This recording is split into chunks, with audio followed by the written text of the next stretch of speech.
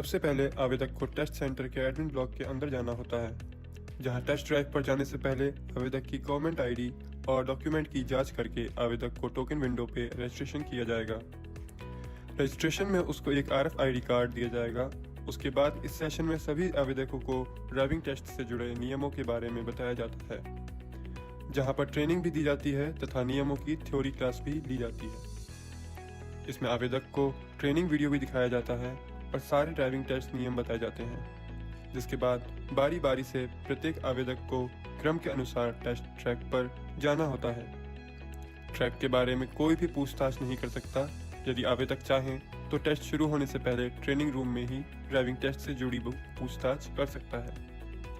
आवेदक ने अगर 4 व्हीलर के लिए आवेदन किया है तो उसे 4 प्रकार के टेस्ट सफलतापूर्वक पास करने होते हैं। अब आपको बताते हैं 4 व्हीलर ड्राइविंग टेस्ट के दौरान आवेदक को किन किन अलग अलग टेस्ट से गुजरना पड़ता है। टेस्ट ड्राइव पे जाने के लिए आवेदक को RFID कार्ड का इस्तेमाल करना होता है। ध्यान देने की बात यह है कि प्रत्येक टेस्ट के पहले RFID कार्ड और कैमरा के जरिए गाड़ी को ट्रैक किया जाता है। इसके बाद आवेदक को RFID कार्ड रीड करवाना होता है, जिसके बाद बैरियर खुल जाता है और सिग्नल ग्रीन हो जाते हैं। अब आवेदक को पहला टेस्ट अब ग्रेडियंट टेस्ट के लिए जाना होता है। समय सीमा को मद्देनजर रखते हुए आवेदक को पहले से दी हुई एक स्टॉप रेखा पे कुछ सेकंड के लिए गाड़ी को रोकना होता है।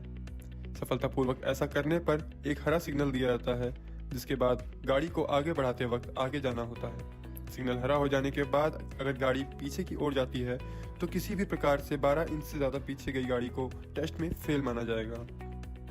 इस टेस्ट को सफलतापूर्वक पास करने के बाद आवेदक को दूसरे यानी पैरेलल पार्किंग टेस्ट के लिए जाना होता है, जिसकी समय सीमा 45 सेकंड है।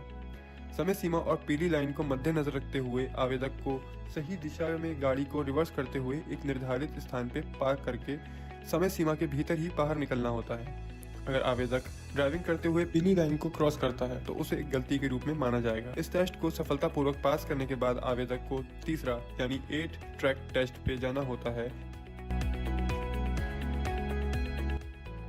जिसकी समय सीमा 45 सेकंड है। समय सीमा को मद्देनजर रखते हुए आवेदक को 8 ट्रैक टेस्ट में गाड़ी को आगे की दिशा में 8 जैसे दिखने वाले ट्रैक पर निर्धारित समय से के भीतर ही गाड़ी को ड्राइव करना होता है। इस टेस्ट में कहीं भी गाड़ी को रिवर्स या स्टॉप करने पर इसे एक गलती के रूप में माना जाएगा तथा पीली लाइन को ध्यान में रखते हुए पीली लाइन के सेंटर में गाड़ी को ड्राइव करना होता है। अगर आवेदक ड्राइव करते समय पीली लाइन को टच करता है तो उसे गलती के रूप में माना जाएगा। इस टेस्ट को सफलतापूर्वक पास करने के बाद आवेदक को चौथा यानी रिवर्स एस ट्रैक टेस्ट के लिए आना होता है, जिसकी समय सीमा 45 सेकंड है। इस टेस्ट में एस आकार पर गाड़ी को पीछे की दिशा में समय सीमा को ध्यान में रखते हुए रिवर्स में ड्राइव करना होता है।